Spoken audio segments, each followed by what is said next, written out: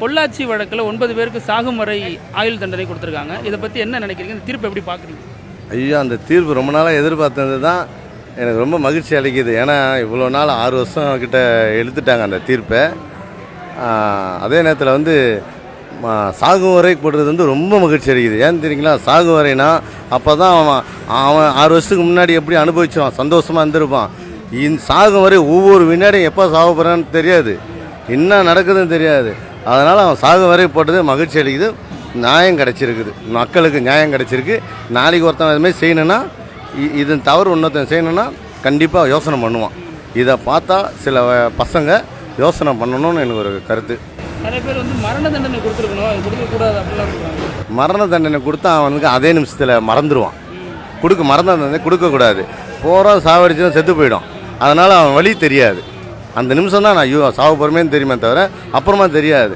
சாகும் வரைன்னு வச்சுக்க, அவன் இன்னும் 10 வருஷம் இருப்பான், 20 வருஷம் இருப்பான், 30 வருஷம் இருப்பான். சாகு வரை ஒரு வேளை சோத்தை தின்னுட்டு கடை சாவு. அதுதான் சாகு வரை உண்மையான தீர்ப்பு. இதான் உண்மையான தீர்ப்பு. என் கருத்து வந்து நல்ல கருத்து. இது அரசாங்கம் செஞ்சது, நீதிபதி கொடுத்த இந்த கருத்து மனசார ஏற்றுக்கிறேன். பாதிக்கப்பட்ட பெண்கள் பேசின ஆடியோ வீடியோலாம் வெளியானுச்சு, அதெல்லாம் நிறைய கேட்டேன். அண்ணா ஐயோ என்னை காப்பாற்று, என்னை விடுங்கண்ணா, அண்ணா என்னை விடுங்கண்ணாலாம் கேட்டது. அதெல்லாம் அந்த அந்த அந்த வைத்தியர்ஸெல்லாம் இவங்களை வந்து தனியாக படுத்திருக்கும்போது ஜெயிலில் அப்போ தெரியும். 6 வருஷம் சுதந்திரமாக இருந்துட்டானுங்க.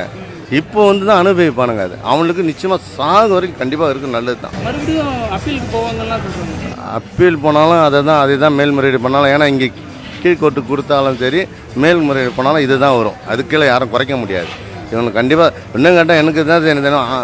சாகு வரையும் போது கட் பண்ணிட்டு சாகு வரையும் போடணும்னு ஒரு ஆசை. அப்போ தான் அதனுடைய வலி கூட ஏன்னா இருக்கும்போது வேறு எதாவது கூட தப்பு பண்ணுவான், அதை கூட கட் பண்ணிட்டு சாகு வரையும் போடணும். இன்னும் மகிழ்ச்சியாக இருக்கும். நக்கீரனுடைய பங்களிப்பை எப்படி பார்க்குறீங்க? நக்கீரன் வந்து ரொம்ப நாளாக இது அவங்க கரெக்டாக அப்பப்போ அப்டேட் நியூஸ் பண்ணிக்கிட்டே இருந்தாங்க. நியூஸ் பேப்பர், அந்த நக்கீரன் பேப்பரில் அதை சொல்லி விவரமாக வந்தது.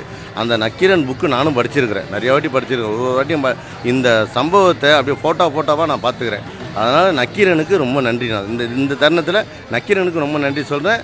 அதே நேரத்தில் அந்த நீதிபதி நியூஸ் தண்டனை கொடுத்தாங்களா, அந்த நீதிபதி இன்னும் 100 வருஷம் வாழணும். அந்த நீதிபதி மற்றவங்கெல்லாம் பாதிக்கப்பட்ட அந்த பெண்கள்லாம் மனசார வருத்தத்தை தெரிவிச்சுக்கிறேன். அந்த குடும்பத்துக்கும் என் வருத்தத்தை தெரிவிச்சுக்கிறேன். அதனால் இனிமேட்டு அவங்க நல்லா இருப்பாங்க. அந்த பெண்கள் அனைவரும் இனிமேட்டு நல்லா இருப்பாங்க.